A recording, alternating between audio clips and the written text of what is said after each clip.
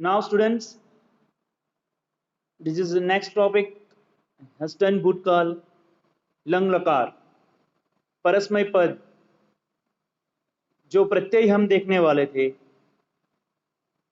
जहां से हम रुके थे, वह नया टॉपिक भूतकाल लंग लकार परस्मय पद के प्रत्यय और धातु को आज हम समझेंगे।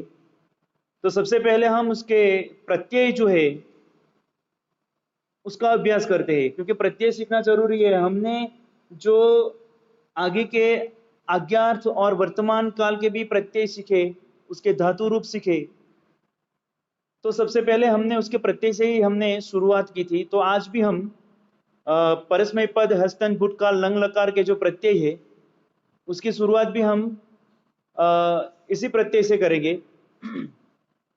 तो बच्चों, इस तरह से हम अपनी नोटबुक में सबसे पहले टेबल ड्रॉ करेंगे ही। ओके, इस बार मैंने ये जो हैंड राइटिंग मैंने जो वर्क किया है, हैंड वर्क किया है, वो आपके लिए बच्चों। तो ये पुरुष वचन, एक वचनम, द्विवचनम, बहुवचनम, उत्तम पुरुष, मध्य पुरुष, अन्य पुरुष, ये तो रहेगा ही। केवल बदलेंगे यहाँ पर सुफिक्सेस यानी कि प्रत्यय। तो हस्तन भूतकाल उत्तम पुरुष एक वचन का जो प्रत्यय है वो है अम। अम यहाँ पर हलत जो है, म के नीचे क्रॉस लाइन जो है हलत, हाँ, वो आपको खास याद रखनी है। हाँ, क्योंकि परस्मय पद में भी अगर हम देखें तो सॉरी, भूतकाल के जो हम आगे के लकार देखेंगे उसमें भी ये म आने वाला है, तो वहां पर कभी कभी हलत नहीं हो सकता। और एग्जाम में जब परस्मय पद के रूप उत्तम पुरुष एक वचन के पूछे जाएंगे तो हमें इस तरह से हमें याद रखना है। तो पहला है उत्तम पुरुष एक वचन का प्रत्यय अम। अम द्विवचन व, और मैंने ब्रैकेट में आ लिखा है, तो हम उच्चार कर सकते हैं उसका आव। और बहुवचन म, उसके सामने भी मैंने आ लिखा हुआ है उपसर्ग, तो वह है आम। अम, आव, आम। मध्य पुरुष एक वचन का उसका प्रत्यय है स, बोलने के लिए। लिखना केवल और केवल जो ब्रैकेट में मैंने विसर्ग लिखा हुआ है, हाँ, दो डॉट आप देख रहे हो, बिंदी जो देख रहे होगे, वह विसर्ग का चिन्ह है। तो जब भी हम धातु रूप लिखेंगे तो हमें पीछे स नहीं लिखना है, हम विसर्ग का ही उपयोग करेंगे। पर बोलना है हमें याद रखने के लिए, केवल और केवल बोलने के लिए और याद रखने के लिए मध्य पुरुष एक वचन स, द्विवचन तम और बहुवचन त। तो स, तम, त, इस तरह से हमें बोलना है। अन्य पुरुष, अन्य पुरुष आप लोग देखोगे, अन्य पुरुष तो एक वचन में क्या होगा, एक वचन में त, वो भी हलत है, लेकिन उसके आगे मैंने क्या लिखा हुआ है अ, तो बोलना है हमें त। अगर आप ऐसे भी अत, अत भी बोल सकते हो, अत ताम अन, इस तरह से, तो हमें त ताम अन इस तरह से बोलना है। अन्य पुरुष एक वचन का है त, द्विवचन का है ताम और बहुवचन का अन। तो इस तरह से ये हस्तन भूतकाल लंग लकार परस्मय पद के प्रत्यय है। हम इसे दोहराएंगे उत्तम पुरुष से अम, आव, आम। मध्य पुरुष से स, तम, त। और अन्य पुरुष से त, ताम, अन। इस तरह से इसे दोहराया जाता है। तो ये है हमारे हस्तन भूतकाल लंग लकार परस्मय पद के प्रत्यय। अब हम इसे एक फॉर्म्स में, एक धातु रूप को पसंद कर कर उसे उदाहरण के तौर पे लिखेंगे। तो उदाहरण के तौर पर हमने यहां पर एक धातु रूप ले लिया कथ। कथ, इसका मतलब होता है बोलना, टू से, बोलना या कहना, बोलना या कहना। कथ धातु रूप से, ये धातु रूप क्या होता है, तो चिल्ड्रन हम ये भी पढ़ेंगे धातु रूप जो फॉर्म्स है ना, किस धातु से कौन सा शब्द बनता है, उसका क्या अर्थ होता है, वह हम नेक्स्ट लेक्चर के अंदर उसे हम समझेंगे। तो हमने यहां पर एक धातु रूप लिया कथ, और इसी धातु रूप को हम हस्तन भूतकाल लंग लकार के अंदर उदाहरण के तौर पे देखेंगे। तो उत्तम पुरुष एक वचन का होगा कथयम, कथयम, क्योंकि पहला प्रत्यय कौन सा था, अम, तो यहां पर कथयम। समझ में आ रही है मेरी बात बच्चों? द्विवचन, वेरी गुड। द्विवचन अकथयाव, मैंने व के आगे आ लिखा था, ओके। तो द्विवचन उत्तम पुरुष कथयाव, यहां पर विसर्ग नहीं है बच्चों, हमें याद रखना है, ओके। अकथयाव, अकथयाव। बहुवचनम, बहुवचन का उत्तम पुरुष अकथयाम, अकथयाम। यानी कि इस तरह से उसका हम भाषांतर रूप देखेंगे तो एक वचन उत्तम पुरुष मैंने बोला, हम दोनों ने बोला, हम सबने बोला, ओके। तो ये है उसका फॉर्म्स जो है कथ धातु से उत्तम पुरुष एक वचन में अकथयम, अकथयाव, अकथया, अकथया, अकथयाम। तो ये जो है हमें पूरी तरह से लिखना है, ओके। यहां पर मध्य पुरुष, मध्य पुरुष एक वचन अकथय, एक वचन अकथय, क्योंकि स लिखा था लेकिन स लिख नहीं सकते बच्चों, ओके। हमें विसर्ग का उपयोग करना है, किसका उपयोग करना है, विसर्ग का उपयोग करना है। तो मैंने यहां पर अकथय विसर्ग ही लिखा है, स नहीं लिखा है। आपको बोलने के लिए प्रत्यय स का उपयोग करना है, स तम त, लेकिन हमें जब फॉर्म्स हम लिखते हैं तो विसर्ग का उपयोग करना है, ओके। समझ गए? अकथय, द्विवचन अकथयतम, द्विवचन रूप कौन सा है उसका, अकथयतम। और बहुवचन का रूप कौन सा है, अकथयत, बहुवचन का रूप कौन सा है, अकथयत। देखो लास्ट में बहुवचन मध्य पुरुष में त के नीचे हलत नहीं है, अकथयत, पूरे का पूरा त है, अकथयत। अन्य पुरुष, अन्य पुरुष एक वचन अत ताम अन, ऐसे उसके प्रत्यय थे, कैसे प्रत्यय थे उसके, अत ताम अन। तो यहां पर पहला हम देखेंगे एक वचन में अकथयत, अकथयत। द्विवचन का उसका होगा अकथयताम, अकथयताम। और बहुवचन में अकथयन, अकथयन। तो ये है उसके धातु रूप। अब उसे इसे याद करने के लिए हमें कौन सा फॉर्मूला याद करना है, मैंने अज्ञात लोट लकार परस्मय पद आत्मनेय पद के भी मैंने आपको याद करवाए थे, और वर्तमान काल परस्मय पद आत्मनेय पद के प्रत्यय धातु भी मैंने आपको याद करवाए थे, ओके। तो इसे याद करने के लिए सबसे पहले हमें प्रत्यय याद रखना है, ओके। अम, आव, आम, स, तम, त, अत, ताम, अन। ये सिर्फ आप याद रखोगे तो आपको परीक्षा के दौरान कोई भी दिक्कत नहीं होगी, क्योंकि वहां पर केवल और केवल आपको एग्जाम जो दिया होता है उसको ही आपको देखकर लिखना होता है एमसीक्यूज में, ओके।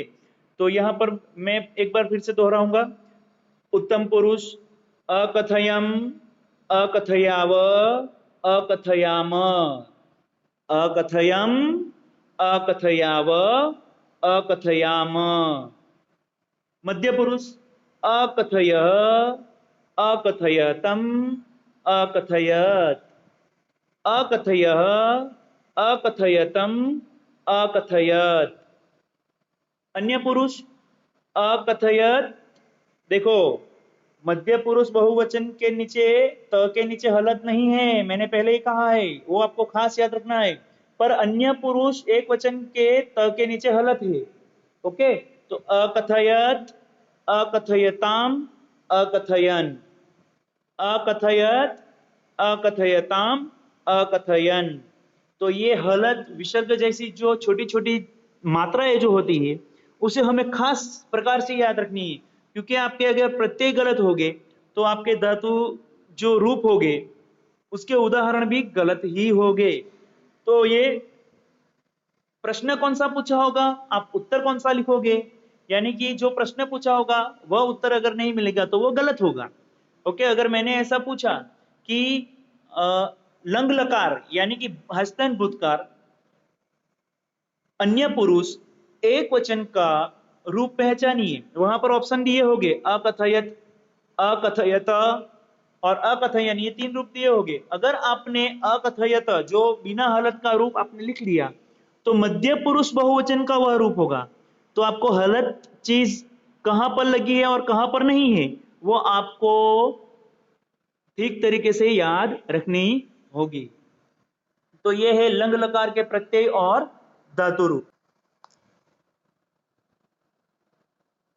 नेक्स्ट जो है हस्तन भूतकाल लंग लकार आत्मनेपद। पहले जो हमने लिखा वो परस्मय पद था और अब हम सीखेंगे आत्मनेपद के प्रत्यय। आत्मनेपद के प्रत्यय हम सीखेंगे। तो वचन पुरुष तो सभी फॉर्मेट में होंगे ही, उसके बिना तो हम जो ये प्रत्यय और धातु रूप जो है उसे पहचान ही नहीं सकते, उसे लिख ही नहीं सकते, तो वो तो होते ही और होने ही चाहिए। तो यहां पर मैं उत्तम पुरुष एक वचन का रूप यहां पर मैंने लिखा है ई और ब्रैकेट में लिखा है ए। ये क्यों लिखा हुआ है वह मैं आपको जब धातु हम सीखते हैं तब मैं आपको बताऊंगा। ई उत्तम पुरुष एक वचन का प्रत्यय, वही उत्तम पुरुष द्विवचन का प्रत्यय और मही उत्तम पुरुष बहुवचन का प्रत्यय। ई वही मही, ये बोलने के लिए इसे जो हम रटते हैं ना, लर्न करते हैं ना, तो इसी तरह से लर्न करना है हमें। ई वही मही, देखो ये छोटी मात्रा है, ई की ह्रस्व ई है। ओके, छोटी ई की मात्रा है, छोटी ई की मात्रा तो हमें इस तरह से याद रखनी है, बड़ी ई की मात्रा नहीं होती। ई वही मही, मध्य पुरुष एक वचन थाहा, मध्य पुरुष द्विवचन इथाम और मध्य पुरुष बहुवचन द्वम। थाहा इथाम द्वम, थाहा इथाम द्वम, ये है हमारे लंग लकार मध्य पुरुष एक वचन द्विवचन बहुवचन के रूप। अन्य पुरुष के जो रूप है वह है एक वचन में त, अन्य पुरुष द्विवचन में इथाम और अन्य पुरुष बहुवचन में अंत। त इथाम अंत, त इथाम अंत। तो इस तरह से हमें फॉर्मेट पूरा याद रखना है। लेकिन याद रखने का सबसे इजी जो तरीका है वही मैं आपको दिखा रहा हूं। ई वही मही, था इथाम द्वम, त इथाम अंत, ये है याद रखने का फॉर्मूला। आपको एक वचन द्विवचन बहुवचन उत्तम पुरुष मध्य पुरुष और अन्य पुरुष ये तो आपको पता ही चल जाएगा, लेकिन ये जो प्रत्यय है उसे आपको रटना ही पड़ेगा। एक बार रट लिया तो आप उसे कभी नहीं भूलोगे, इस तरह से जिस तरह से मैं आपको वे दिखा रहा हूं। ई वही मही, मध्य पुरुष था इथाम द्वम और अन्य पुरुष त इथाम अन। यह है हस्तन भूतकाल यानी कि लंग लकार आत्मनेपद के प्रत्यय है। यह है आत्मनेपद के प्रत्यय, सुफिक्सिस ऑफ हस्तन भूतकाल लंग लकार आत्मनेपद। अब हम उसके फॉर्म्स देखते हैं, धातु रूप से उसके उदाहरण को पहचानते हैं। तो हमने यहां पर एक धातु रूप लिया लब, टू गेट टू गेन, प्राप्त करना। लब का मतलब होता है प्राप्त करना, गुजराती में मेळववू, धातु लब प्राप्त करना। तो ये भी वचन और पुरुष का क्रम जो है वो तो चलता ही रहेगा। तो लब लब धातु से हमें उसे भूतकाल में परिवर्तित करना है। तो उत्तम पुरुष एक वचन लभे। अब याद कीजिए मैंने उत्तम पुरुष एक वचन लंग लकार का पहला प्रत्यय जो था वो कौन सा था, ई, पर यहां पर मैंने एक ही मात्रा निकाली है, ए। क्यों?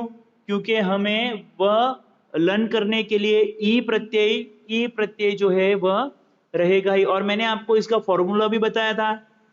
Okay, E plus E is equal to बड़ी ई प्लस बड़ी E is equal to A. Okay, तो ये है उसके फॉर्मूला। तो हमें जिस तरह से हम धातु में उसे परिवर्तित करते हैं तो एक ही मात्रा ही हमें याद रखनी है। तो लभे उत्तम पुरुष एक वचन, उत्तम पुरुष द्विवचन जो है वह अलभा वही, अलभा वही, और उत्तम पुरुष बहुवचन का जो रूप है वो अलभा मही, वह अलभा मही। मध्य पुरुष एक वचन अलभथाः, अलभथाः। मध्य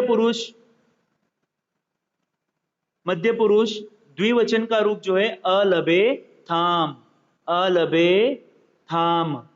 और मध्य पुरुष बहुवचन का जो रूप है वह अलभद्वम्, अलभद्वम्। अन्य पुरुष में एक वचन अलभत, यहां पर हलत नहीं है, याद रखना। अलभत, अलभेताम्, अलभेताम्, अलभन्त, अलभन्त, अलभन्त। ये है अन्य पुरुष के एक वचन, द्विवचन और बहुवचन के रूप। तो हमें याद रखने के लिए अलभे, अलभावहि, अलभामहि, अलभथा, अलभेथाम्, अलभद्वम्, अलभत, अलभेताम्, अलभन्त। ये है जो धातु रूप है लब धातु, हस्तन भूतकाल, लंग लकार, परस्मय पद, आत्मनेपद के ये रूप है। ओके, तो ये फॉर्म्स हमने यहां पर समझा है, वह आपको लिखना भी है और रटना भी है। भविष्यकाल, भविष्यकाल यानी कि रीट लकार, रीट लकार। परस्मय पद, प्रत्यय जो है वो कौन से है प्रत्यय? परस्मय पद के प्रत्यय। ओके, तो ये इसमें भी वचन और पुरुष रहेंगे ही। अभी यहां पर ध्यान से देखना है, वर्तमान काल में आमी, आव, आम, यहां पर आगे स्य जो है वह प्रत्यय का उपयोग हुआ है, तो इसका उच्चार हमें इसी तरह से करना है, श्यामी, श्यावह, श्यामः। ये उत्तम पुरुष एक वचन, द्विवचन, बहुवचन के रूप है। मध्य पुरुष में स्यसि, स्यथः, स्यथ, स्यसि, स्यथः, स्यथ। अन्य पुरुष स्यति, स्यतः, स्यन्ति, स्यति, स्यतः, स्यन्ति। अब आपको पीछे के मी, वह, मह, सी, थह, थ, ती, तह, अंति, ये वर्तमान काल के रूप आपको तो याद ही होंगे, क्योंकि आगे के ही जो क्लास था, आगे का ही जो क्लास था उसमें ही हमने सीखा था। सही ना बच्चों?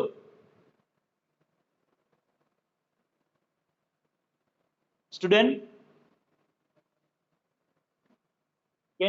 हाँ, ये तो याद ही है ना, मी, वह, मह वाला तो सब याद है ना वर्तमान काल के रूप। हाँ, तो ये है भविष्य काल के रूप, उसमें आगे स्या प्रत्यय लग गया, तो भविष्य काल में उसका रूपांतर हो गया। इसलिए श्यामी, श्यावह, श्यामः, स्यसि, स्यथः, स्यथ, स्यति, स्यतः, स्यन्ति। ये जो पूरा प्रत्यय है वह है भविष्य काल ऋट लकार परस्मय पद के है, ऋट लकार परस्मय पद के प्रत्यय है। याद रखने के लिए ये ही इजी वे आपको होगा। ओके, तो इस तरह से हम इसे याद करेंगे। आइए देखते हैं उसके धातु रूप। यहां पर नृत्य, नृत्य धातु को हमने यहां पर एग्जाम के तौर पे लिया हुआ है, जिसका अर्थ होता है नाचना, नृत्य करना, डांस। तो इस फॉर्म से हम उसके एग्जाम्पल्स भी देखेंगे यहां पर। तो उत्तम पुरुष एक वचन नृत्य, नृत्यश्यामी, नृत्यश्यामी, यहां पर श जो है वह प्रत्यय में जो हमने स जो दिखा था, लिखा है, और यहां पर जो श है वह में बदलाव हो जाएगा। तो अगर एग्जाम में एग्जाम्पल के तौर पर नृत्यश्यामी में यह श आ जाए तो हमें घबराहट करने की कोई जरूरत नहीं है, चिंता करने की कोई जरूरत नहीं है, क्योंकि प्रत्यय सीखते दौरान वह प्रत्यय के लिए ही उपयोग किया जाएगा वह स, पर एग्जाम्पल के अंदर हम इस श का उपयोग करेंगे। ओके, षटकोण का स जो है वही उपयोग करेंगे। नृत्यश्यामी, यहां पर हम और एक शब्द का प्रयोग भी कर सकते हैं। हाँ, नर्तिष्यामी, नर्तिष्यामी, तो नर्ति का मतलब भी तो नाचना ही होता है कि मैं नाच रहा हूं। हाँ, ये वर्तमान काल का रूप हो गया है, तो यहाँ पर नृत्यश्यामी का मतलब क्या होगा? हाँ, मैं नाचूंगा। हाँ, आई विल डांस, मैं नाचूंगा। नृत्या नृत्यश्यावह, नृत्यश्यावह, हम दोनों नाचेंगे। और नृत्यश्यामः, हम सब नाचेंगे, है ना? मी आव आम, ओके, मी आव आम।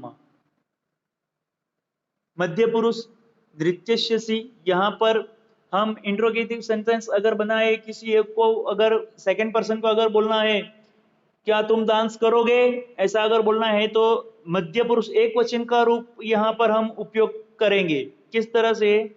नृत्यस्यसि, हाँ, किम त्वम नृत्यस्यसि, क्या तू डांस करेगा या फिर नाचेगा, यहाँ ऐसा हो सकता है। पर अगर यहाँ पर हमें एक सिंपल फॉर्मेट में अगर देखता है तो नृत्यस्यसि, हाँ, तुम नाचोगे, तुम नाचोगे, यहाँ पर ऑर्डर भी हो सकता है और परमिशन भी हो सकती है। तो तुम नाचोगे, द्विवचन में नृत्यस्यथः, तुम दोनों नाचोगे। बहुवचन नृत्यस्यथः, तुम सब नाचोगे। ओके। अन्य पुरुष, अन्य पुरुष में नृत्यस्यति, नृत्यस्यतः, नृत्यशंति। अन्य पुरुष का आपको अन्य अन्य पुरुष की डेफिनेशन तो पता ही है कि जो व्यक्ति हमारे बीच में नहीं है फिर भी हम उसका जिक्र करते हैं, तो उसके लिए मैं इस तरह से कहूंगा, अन्य पुरुष एक वचन में नृत्यश्यति, वह नाचेगा। हाँ, अन्य पुरुष द्विवचन नृत्यश्यतः, तो वे दोनों नाचेंगे, वे दोनों नाचेंगे।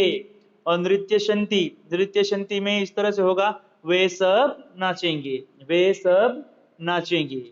ये जो फॉर्मेट है, ये फॉर्म्स जो है, ये धातु धृत धातु से जो बना है वह है भविष्य काल, यानी कि रिट लकार परस्मय पद के धातु रूप को हम समझ रहे हैं। ये हमारा आज का अंतिम मुद्दा, भविष्यकाल रिट लकार आत्मनेपद।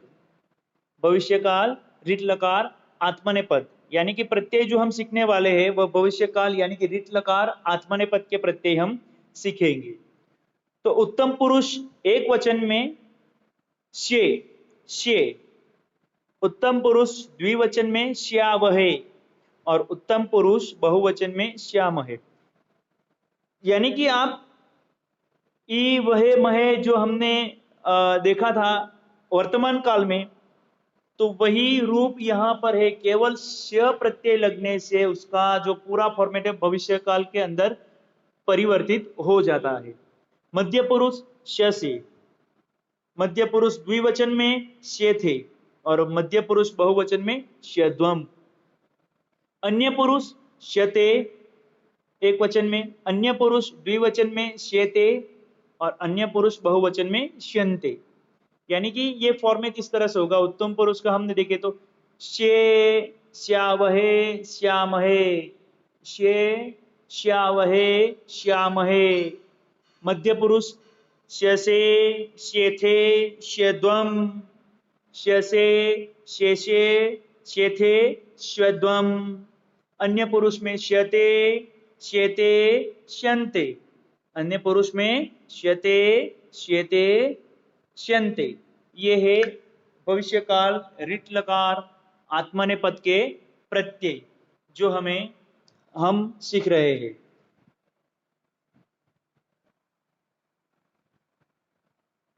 तो बच्चों, हम भविष्यकाल आत्मनेपद के फॉर्म्स धातु भी देखेंगे।